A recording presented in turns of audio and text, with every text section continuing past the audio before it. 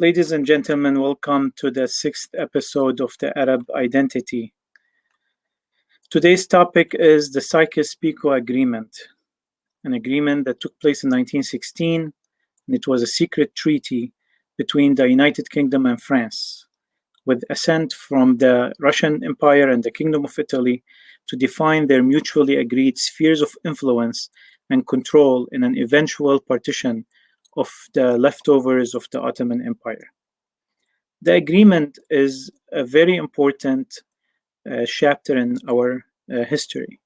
It's seen by many as a turning point in Western and Arab relations. It negated the UK's promises to the Arabs regarding a national Arab homeland in the area of Greater Syria in exchange for supporting the British against the Ottoman Empire. Most Arabs see it as a betrayal, and the theme of betrayal of Sykes Picot runs under all the narratives of the Western Arabic relations today. The agreement, along with others, was made public by the Bolsheviks in Moscow on November 23, 1917, and repeated in the British Guardian on November 26, 1917, such that the British were embarrassed, the Arabs dismayed, and the Turks delighted, quote unquote. The agreement's legacy has led to much resentment in the region among Arabs in particular, but also among Kurds who were denied an independent state. The agreement was based on the premise that the Triple Entente would achieve success in defeating the Ottoman Empire during World War I and formed part of a series of secret agreements contemplating its partition. The primary negotiations leading to the agreement occurred between November 23, 1915 and January 3, 1916, on which date the British and French diplomats Marc Sykes and François-Georges Picot initiated an agreement memorandum. The agreement was ratified by their respective governments on the 9th and 16th of May 1916. The agreement effectively divided the Ottoman provinces outside the Arabian Peninsula into areas of British and French control and influence. The British and French-controlled countries were divided by the Sykes-Picot line. The agreement allocated to the UK control of what is today southern Palestine, Jordan, and southern Iraq, and an additional small area that included the ports of Haifa and Acre to allow access to the Mediterranean. France was to control southeastern Turkey, northern Iraq, Syria, and coastal Syria, what we call today Lebanon, and the other coast north of Syria, north of Lebanon. As a result of the included Sevenov Pelilog agreement, Russia was to get Western Armenia in addition to Constantinople and the Turkish Straits already promised under the 1915 Constantinople Agreement. Italy assented to the agreement in 1917 via the Agreement of Saint-Jean-du-Maurienne and received southern Anatolia. The Palestine region, with a smaller area than the later mandatory Palestine, was to fall under an international administration. The agreement was initially used directly as the basis for the 1918 Anglo-French modus vivendi, which provided a framework for the occupied enemy territory administration in the Levant.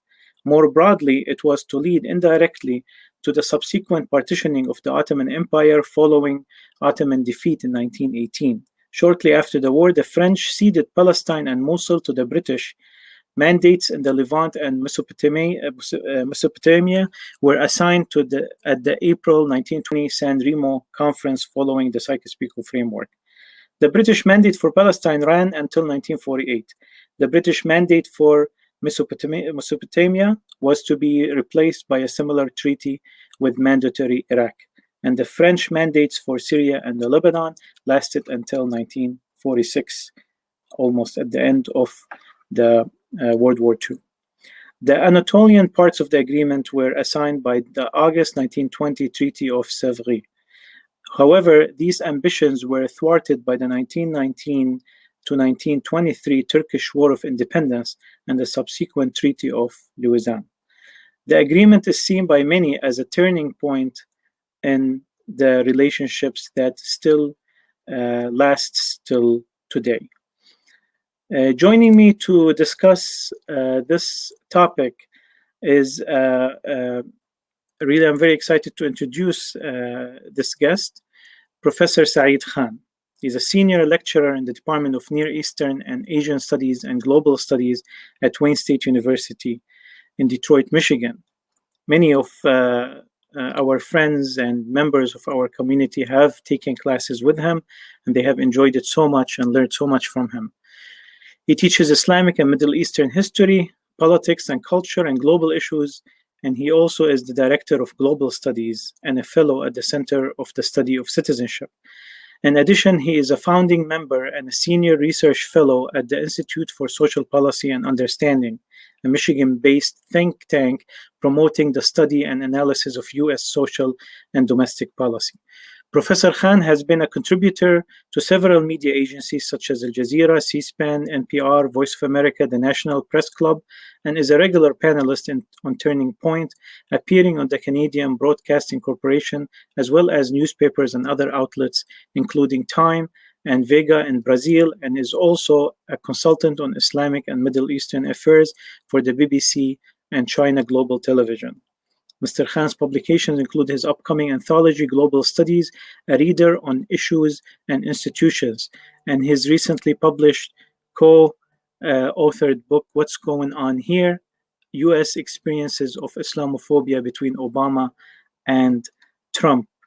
Please help me welcoming Dr. Professor Saeed Khan. Welcome to the Arab Identity broadcast. Assalamu alaikum, and thank you for having me. I also want to take the chance to tell our audience who are celebrating Ramadan, happy Ramadan, Ramadan Kareem.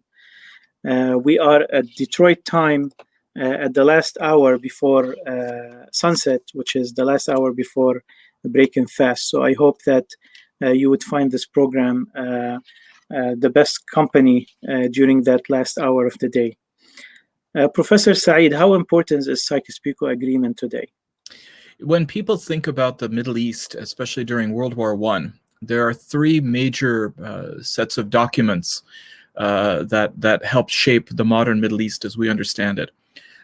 One is something that people may not be as familiar with, which we'll, I'm sure, discuss, the Hussein MacMahon correspondence between the highest-ranking British official in Egypt, which was under British occupation, and Sharif Hussein, who was the governor of Mecca and the Hejaz up until the end of World War I, which helped with the terms of the Arab Revolt. The other document, which is by far the most recognizable, is the Balfour Declaration. And then there's the Sykes Picot Agreement. Arguably, the Sykes Picot Agreement is the most influential in understanding the destiny of the modern Middle East after World War I, because it essentially, as you had said in your preliminary remarks, set not just the tone, but the terms and the territories that were going to be divided between the British and the French, and the legacy of which we are still living over 100 years later. The lines that were drawn by Sykes Picot, although some of the details later changed through the agreements that came afterwards, but they were the defining lines, and they still are the predominant lines today in the Middle East. How real are these lines? How much history and culture and geography and geology and etc. were taken into consideration when these lines were drawn? The simple answer is none of the above. This was a line that was drawn literally on a map, famously or infamously, from the E of Acre in Palestine to the K in Kirkuk. It's roughly a 45-degree line. And imagine, if you will, that this is not just a railway track on a map. This then divides populations. It divides tribal land. It divides migration routes that had been there for thousands and thousands of years. And what we don't understand was then the impact on how this border that is arbitrarily drawn, how it is enforced, how it is controlled, how it is governed, then shapes the lives of millions upon millions of people, changes their identity, again, to the point where we are living with the legacy of those identity shifts to this very day. And it was done strictly and solely for the benefit and for the priorities of two countries, the British and the French, without any regard to what's going on. The best way that I would say to look at this, Wissam, is imagine feeling as though you are a piece on a chessboard. Well, here what you find is that before you're put on the board, you're finding that two sides are deciding what the board looks like. They're actually designing the chessboard before putting the piece, well, actually not even putting the pieces down. The people are the pieces who'd already been there. They just simply changed the board without their consent. Professor, I have a lot of questions and points I want to discuss with you. So I'm not going to really discuss just the history of it, because it is 2021. People can get the resources pretty easily. I do want to recommend the book that you recommended for me, thankfully, A Line in the Sand, a very detailed take on the history of Sykes Picot Agreement. And for those who are interested in this subject, they can refer to that book and other books to get more details and more history and details. Basically, if a person is listening to us, does not know much about Sykes Picot, it is basically what you perceive as the countries today in a large part of the Middle East. These countries were created by that agreement, or as a result of that agreement. The first point I want to discuss with you, Doc, how much religion had a play in the intentions of the British and the French? I mean, the British always saw the French as more secular, almost blasphemous to their taste. But at the same time, I find that there is a lot of a Christian narrative within the French administration during that time in terms of the relationship with the Levant. Absolutely. For the French, the Crusades never ended. And it's important to recognize that they saw their opportunity in the Levant, in Syria as a whole, as being an opportunity for retribution, for revenge. It's noteworthy that in 1920, when there was the Battle of Maysalun, and the French forces came in to unseat then King Faisal, who had crowned himself king of in Damascus. It was the French general Henri Gourard who came in, and on the conquest, he goes to the grave of Salahuddin, and he puts his boot on the grave, and he says, Salahuddin recherché, Salahuddin, I have returned. Surely now the cross has defeated the crescent. I mean, the fact that after all of those centuries, here he is still feeling imbued with a religious identity.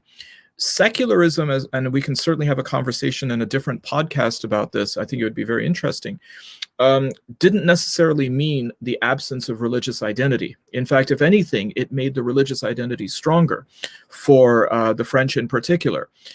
The way that they operated in Syria and in Lebanon was making their ties with particularly Arab Christian populations who were seeing themselves as being possibly tempted by these new ideas of nationalism and making them feel a sense of dependency on the French. France, Britain were part of the future. They were part of the new modern world. The Ottoman Empire was now being referred to as the sick man of Europe. So they were being offered this great temptation that, do you want to be with the future or do you want to be with the past? And so for Arab Christian populations in particular, the French made it very easy. They made inroads with especially religious institutions and religious schools. And before long, what happened was that these schools became sought after even by Arab Muslims, particularly those who came from prominent families, because they recognized that here are subjects, here are disciplines which will help their families remain upwardly mobile. Well, of course, that comes with a cost. It comes with a cost of then having the young minds, impressionable minds, feeling as though their overlords, their superiors are in France, are in Britain. And so the French influence there was something that was set up very painstakingly and patiently starting in the middle of the 19th century. For the British, they similarly saw this as a religious imperative, in part because of the Crusades. This was, after all, the Holy Land. This was the land of the Bible, and how dare it be in the hands of infidels? But at the same time, it would be wrong to just see that religious fervor being at work here. It was also racism. The religion that the French and the British had was not Christianity, because after all, the French were Catholics and the British were Anglican, or the Church of England. The religion I would suggest that they had in common was the religion of Orientalism. This was something that drove the way that they felt about the land, the misperceptions and the illusions that they had about the land and its people, and it allowed them to feel superior to the people of that land. And that superiority did not just extend to people who were not Muslim. It also extended to other Christians who were not European in the area. Yes, that is amazing. And if we read some of the writings of Mark Sykes before the issue of Sykes Picot and his visits to the Middle East, you'll find a lot of racism within these writings, and him describing the area, describing its people. And no wonder why there was a clash in the British administration between T.E. Lawrence's perspective and theirs. T.E. Lawrence more, he went to Syria as a student, and he lived among the people, and he spoke the language, and he understood Arabs better than any others, and he clashed with that sense of racism and superiority. Would you say so? Absolutely. I mean, first of all, I think that there is a certain amount of Orientalism that exists in all of these characters. That doesn't necessarily mean that it is something nefarious. Lawrence had an empathy for the people, as you described. He understood the need to immerse himself in Arab culture, Arab society. There were others who were great travelers, expeditionaries like Gertrude Bell, similarly. Mark Sykes was a different kind of an individual. Here was somebody who was trying to prove himself. He had a lot of raw and naked ambition, and he liked to present himself as being more of an expert and an authority than he was. Whereas Lawrence learned Arabic and in fact spoke dialects which were including Bedouin Arabic, so he very much was immersed. Sykes gave the impression, especially to the British establishment and the authorities in the government, that he was an expert on the Ottoman Empire. They thought he spoke Arabic. They thought he spoke Turkish. He didn't speak either language. But sometimes it's making the sales pitch that is more important in getting one's ideas across, or positioning oneself in a place where they can have authority. Professor, before we get back to the agreement, I want to jump a little bit and ask a question that's more related to the French attitude. That was seen very interesting lately in Lebanon during, the country is going through one of its lowest points really in modern time.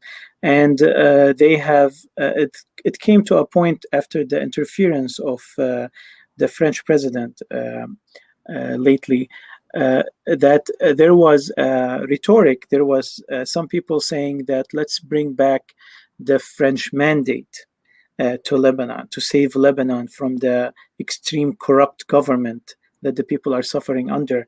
And there was actually a petition signed by over 40,000 people for that to take place. What is your take on that? There's always this danger of nostalgia, especially when things become so disruptive and dysfunctional. It's a sad commentary that people then lose confidence in themselves in their own leaders that they want to go back to a time that they think would have been better. And now that the French mandate is well over 80 years old, people only know it from stories, and maybe these stories are passed down from grandparents or great-grandparents to say, oh, well, it was bad, but it was nothing like this. I'll give you an example. I was in Cape Town, South Africa in November of 2019. And of course, in South Africa right now, crime rate is higher as well as corruption. And there were people there who were certainly subjected to apartheid. They were not black, they were not white, they were what are called coloreds, people of South Asian and Cape Malay background. And some of these people were in their 70s, and they said, yeah, you know, I mean, apartheid's over, but there were some nice things about it. At least we didn't have to worry about the crime, and we didn't have to worry about the corruption. And I mean, literally my jaw was hitting the ground. I said, you got to be kidding me. I mean, that you actually think apartheid was better. It's the same thing that happened at the end of communism in the former Soviet Union. Within a matter of months, there was a counter-revolution because people said at least we knew the stability of what it provided. It's, as they say, the devil that you know is better than the devil that you don't know. And so this idea that the French mandate was something that people seriously entertained shows how deeply rooted colonialism is in the identity of people. Similarly, if you recall, with the chaos of Iraq after the fall of Baghdad in 2003, there was serious conversations happening in Washington, including proposals that perhaps we should divide Iraq into 3 provinces. When I heard that, I thought immediately, well, that's how modern Iraq was created, fusing 3 former Ottoman provinces of Mosul, Baghdad, and Basra into one country. The person who actually proposed that is now the President of the United States, then Senator Joe Biden, who said, maybe this is a good idea, maybe we should go back, without realizing the turmoil that it took to create Iraq in the first place. True, that tells a lot about the lack of knowledge or education in the area's history. Professor, I mentioned that story regarding the Lebanese demand because some people do argue, and we know that there's sometimes a political reasons for that specific narratives to persist. For example, not all of the Lebanese factions were anti-colonialists, and that might cause a different impression of colonialism today. So some people, though, in general, they have a misconception that mandates were actually something that's positive that took place in some of these regions, that they brought modern institutions that today's court systems in Lebanon or Iraq or Syria and even the government structure are things that the French or the British have established. The universities, colleges, schools, even infrastructure as far as roads and ports, they were something that the mandates were a result of a mandate. But they're for sure skipping the larger picture. Can you comment on that, please? Sure. And just a few days ago, in fact, there was a member of the French Senate who alluded to this point in reference to Algeria, in which he said that, in fact, the colonization of Algeria was a positive thing, and going even further to say that the Algerians should recognize that, in essence, that they should be grateful.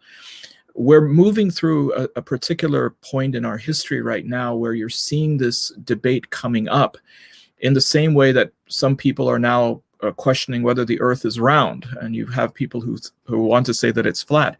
There are people who are now starting to question, because it is being put before them, to start to doubt that colonialism was as toxic as it was to the people.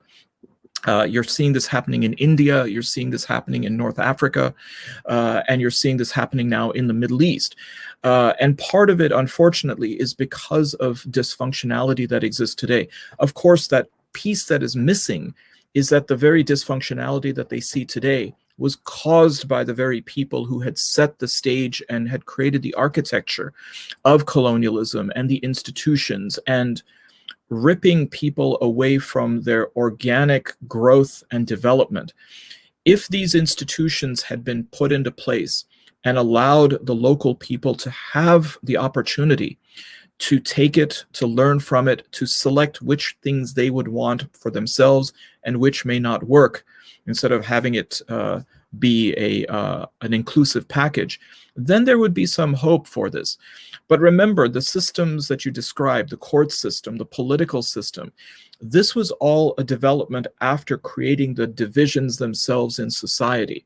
And so we find then that in a place like Syria, separating the Arab Christians into the Mutasarrifiyya, this district that was established in 1860, which privileged not just the Arab Christians there, but that the Europeans would now impose their authority, the protecting of this community, the marginalization of other communities, even ones that were the majority of the community there, the dissembling of Syria during the Mandate period between Damascus and Homs, and then Jabal Druz in the south, and then the area for the Alawites in the west. This became incredibly disruptive to the people, and so a sense of national identity was now ripped apart. And when the Europeans presented themselves as the walis, they became seen as the indispensable group. It created a dependency on some of these groups to know full well that once the Europeans leave, there's going to be the very natural tendency of other groups to either sue for justice or retribution or revenge. And how that has become institutionalized, of course, in a place like Lebanon, led to a rather painful civil war of 15 years, which only ended slightly over 30 years ago.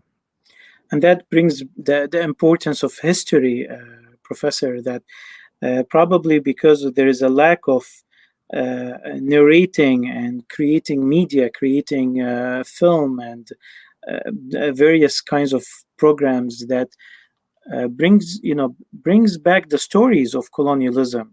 It's been absent from people's minds, and people forget the harsh reality under colonialism. Basically, the country was exploited by the colonialists.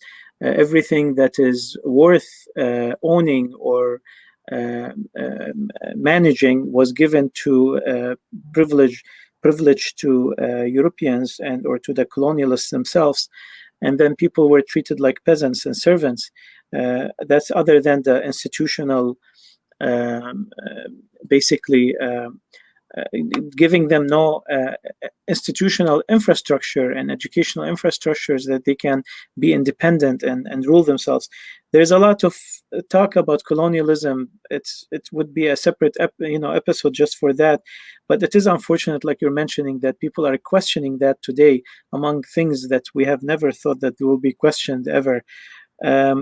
Professor, going back to the Sykes Picot Agreement, do you consider it a betrayal from the side of the British? I think it was a betrayal all around. I don't think that there's any clean hands there.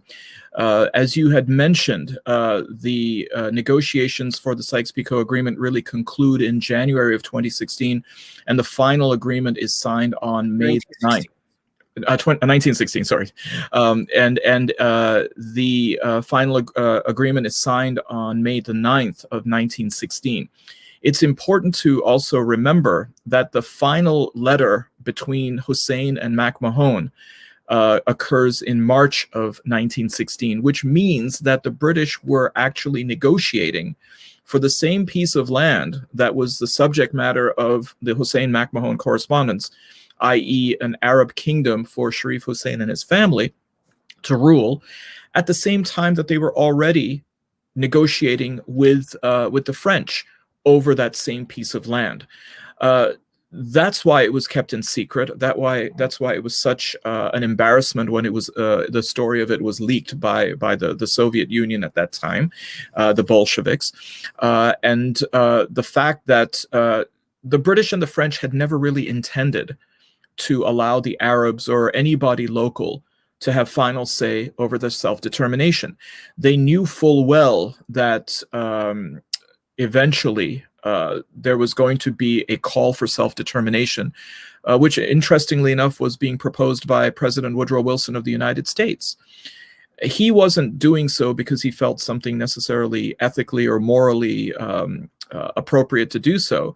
He saw that as a way to weaken the British and the French empires, with local populations suing for their own independence. That meant that the colonial era would weaken, which would then certainly benefit the United States, which was starting to become an internationalist regime, and also opening up the markets for its now burgeoning industrial and capitalist core. When it came to the way that the Sykes-Picot Agreement then really develops itself, I think there's a couple of things that need to be understood about this, especially coming from the Arab perspective. It's difficult not to, of course, take it very personally that this was an act of supreme betrayal for the Arab people and their aspirations. There's a big question exactly about how much did Sharif Hussein and his family really know. Was there some complicity and they allowed this because it was still a very ambitious project, that something was better than nothing? It also has to do with the arrogance of the British and the French on the way that they had contempt and condescension for the local people. They were useful pawns for their own purposes, and they found willing allies to help them in the process. But there's also something else that I think Sykes-Picot Agreement needs to be understood about, and that is how much mistrust the British and the French had with each other.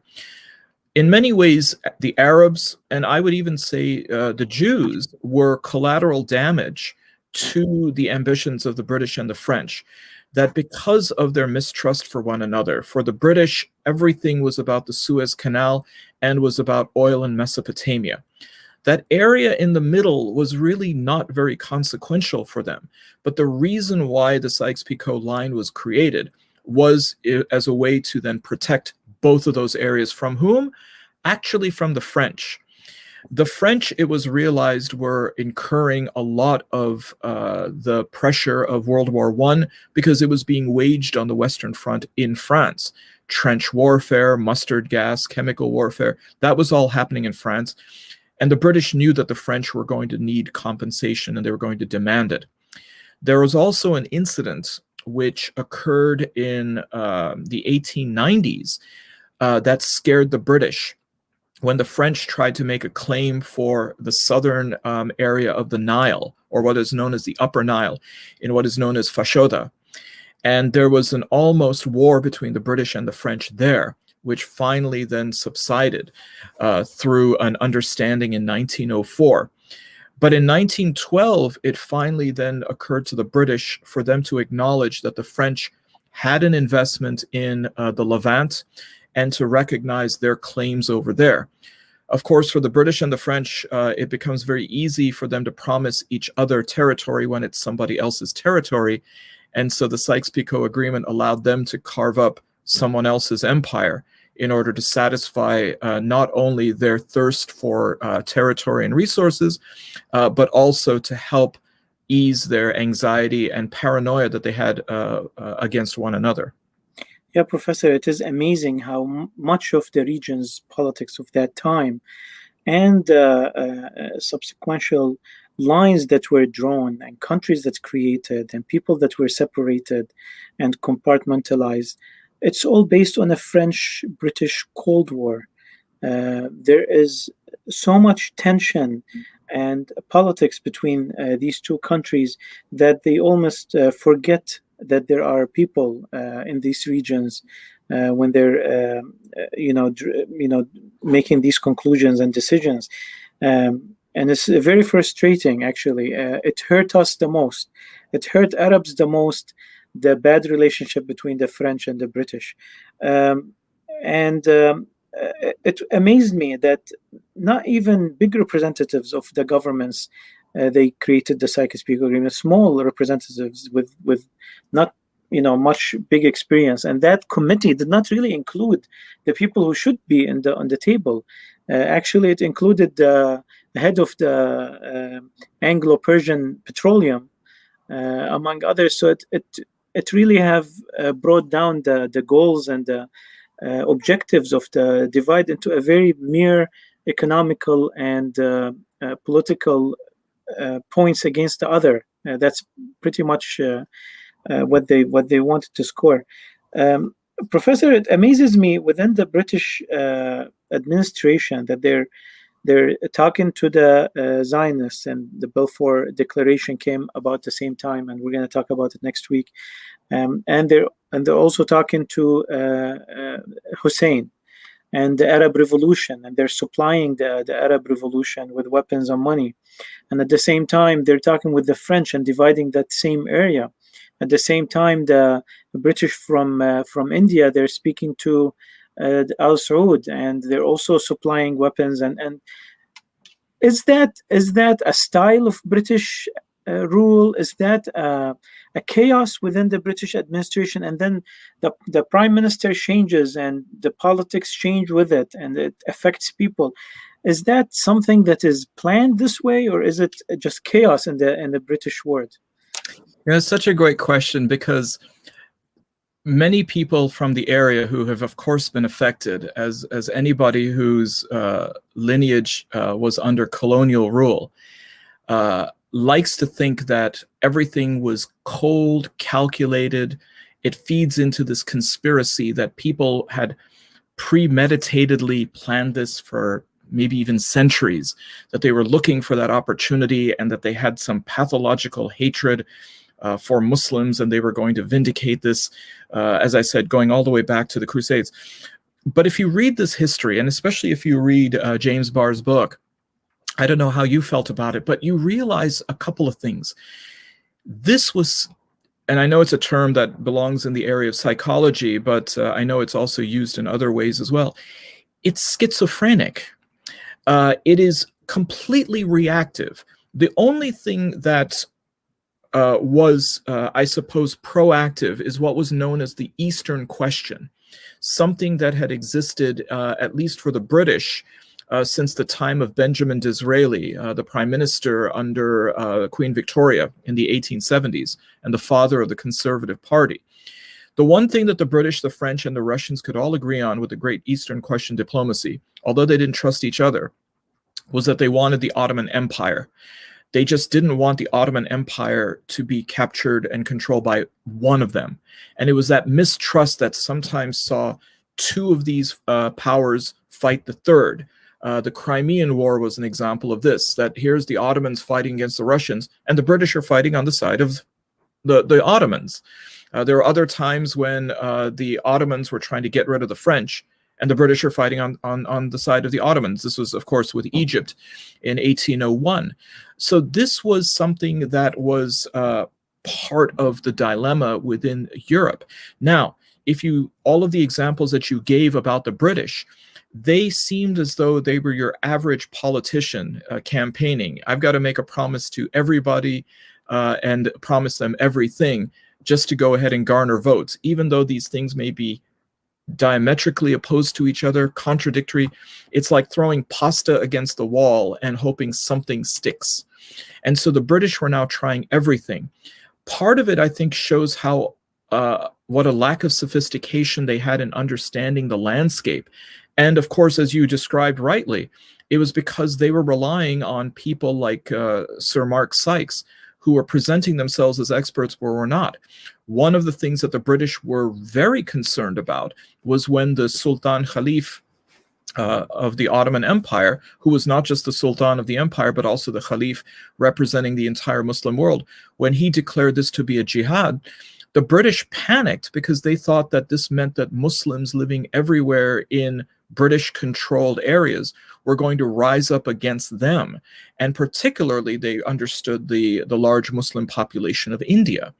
It's one of the reasons why Sharif Hussein was so persuasive in making the argument that he could represent the Arab people, that the only person who can then counter a Khalifal order would be somebody like him, who was a member of the Banu Hashim, tracing his lineage back to the Prophet Muhammad himself, being the governor of the Hijaz, including Mecca and Medina. These were the things that would give him credibility more than anybody else. The British are hearing all this information and they're saying, okay, we'll do that. Okay, we'll do this. 1915 was also a pivotal year because they were planning on sailing right up the Turkish Straits, capturing Constantinople. Of course, they ran into a tremendous resistance at Gallipoli. And that was another change in the way that they saw things and a sense of urgency for the Arab revolt. There was also the issue about how to protect the Suez Canal. What would be the only viable port in the Eastern Mediterranean? That was in Alexandretta. But the French claimed that part of Syria. The French now panic and they say, aha, now the British are going to try to double cross us. So everybody is now reacting almost in real time to these changes. There's nothing really coherent about the policy. There is nothing coherent about the tactics. There's just one overarching thing that they can agree on, and that is to kind of weaken the Ottoman Empire, and for the British, over everything else, protect the Suez Canal. And that's a very important point, Professor, that things are not really well planned and well thought of, because sometimes these conspiracy theorists defeat us psychologically. There is a lot of chaos, there's a lot of poor planning. If it was faced with strong planning, on the other hand, it can be resisted, and it's not very impressive if you go into the details. And they get surprised from each other. The British politicians, sometimes they don't even know what each other are doing or planning. Well, I mean, and here's the other problem, if I may, that what does it say for our own identity? Would it be better if we were conquered by people who had a master plan, or is it better that how does it make us feel that we were in fact defeated by people who were this incompetent but just got lucky? It's like when you watch a tennis match or a football game. If you lose to somebody who's really good, then at least you can go ahead and say, well, you know, the better team won. But if the other team sort of hiccups their way to victory, that means that we must have really had some deficiencies. Right, but that reactivity and flexibility in their strategies also help them to maneuver some of the region's instability, and basically, you know, it was the age of inhitat, it was the age of decadence before it. So a lot of the Arabs, they came from nothing and they tried to establish something. And I don't want to go into King Faisal and the Arab Revolution, because that's a big topic in itself. But I feel that they have done really a good job as far as the resources they had and what they accomplished. We can talk more about that. As I promised you, Professor, I'll try to keep it short in this episode, and we're going to meet again, hopefully. Is it next week or the week after? I believe it's next week, according to the flyer. Next week, Tuesday. So thank you very much for being with us. I wanted to maybe end with this question. Woodrow Wilson and the 14 points of Wilson, I always felt this is one of the best documents or themes or concepts or values that America has offered. And although it has met American interests, both politically and economically, but it still also represents an American spirit that stems out of the American Revolution. I want to just make sure that you feel the same way. Do you feel that was it political, or was it actually stemming from American values and spirit? Well, anything that comes from the U.S. president is by its very definition political. That doesn't necessarily mean that it's a bad thing. And it also doesn't mean that it cannot be good or beneficial to more than just the United States. There was the promise of the 14 points that Wilson brought with him to the Paris Peace Conference at the end of World War I. that showed promise for the entire world, especially for those people who were under colonial occupation. The idea of self-determination was highly influential. I mean, just to give you an example, who was at the Paris Peace Conference? There was someone from Southeast Asia who was a dishwasher in a restaurant. He decided to show up there, and because of all the pageantry of this, this man was Ho Chi Minh. He takes the ideas of that and then goes back and ironically defeats the Americans in Vietnam by 1975, or at least his ideas did. You have a young man who is finished up at Cambridge University, and before he makes his way back home to India, he stops by, and he's quite influenced and inspired by this idea of self-determination of people under colonial rule. And this is Jawaharlal Nehru, who becomes India's first prime minister. So clearly Wilson struck a nerve and a chord for so many people. The fact that we can be certainly cynical about this and say that it was not fully charitable or magnanimous, but why does anything have to be like that? The most important thing was that it did provide benefit. And one of the reasons why we can tell how beneficial it was because of the sheer opposition and contempt and resistance to it that the European powers had, not only to those ideas, but also to Woodrow Wilson himself. There's a wonderful book by Margaret Macmillan called Paris 1919. It's also called The Peacemakers, depending on which side of the Atlantic you buy the book, which is a history of the Paris Peace Conference. And it shows that they knew people like Lloyd George, the Prime Minister of Great Britain, Georges Clemenceau, the French president, that here was Wilson who was going to threaten their imperial ideas and ambitions. And it was their great luck that when Wilson returned from Paris to America, that his own Senate didn't like him, and they never ratified the Treaty of Versailles. And as a result of the failure to ratify the treaty, the United States never became a signatory to not just the treaty, but to one of Wilson's 14 points, the establishment of an international body where people could come together and deal with issues diplomatically, which was the League of Nations. And so without America being in the League of Nations, it was dominated by the British and the French that treated it as a shell corporation and allowed the League of Nations to, that's why the term is used, mandate the British and the French to then control areas in the Middle East and in Africa, and then also determine how and when those countries would be ready for self-rule. And if it was up to the French, it would have never happened. In the case of the British, their style was a little bit different because their empire was so big. They would prefer to have local people as the public figurehead of their authority, but they would be pulling the strings from behind them. And this is what they did by installing Faisal in Iraq, Abdullah in Jordan, and themselves in Egypt with the monarchy and the parliament there until really 1952. It was just a difference of style.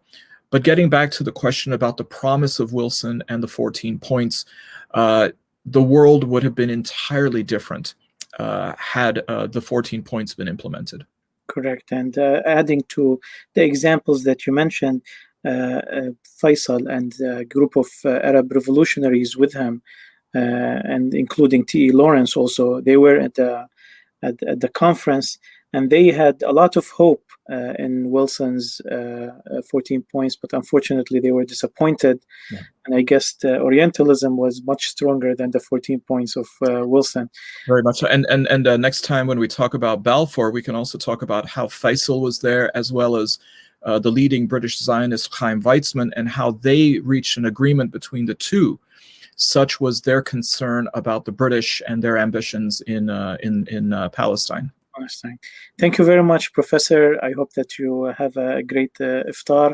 Thank you for joining us in this episode, and hopefully we'll see you in the next episode.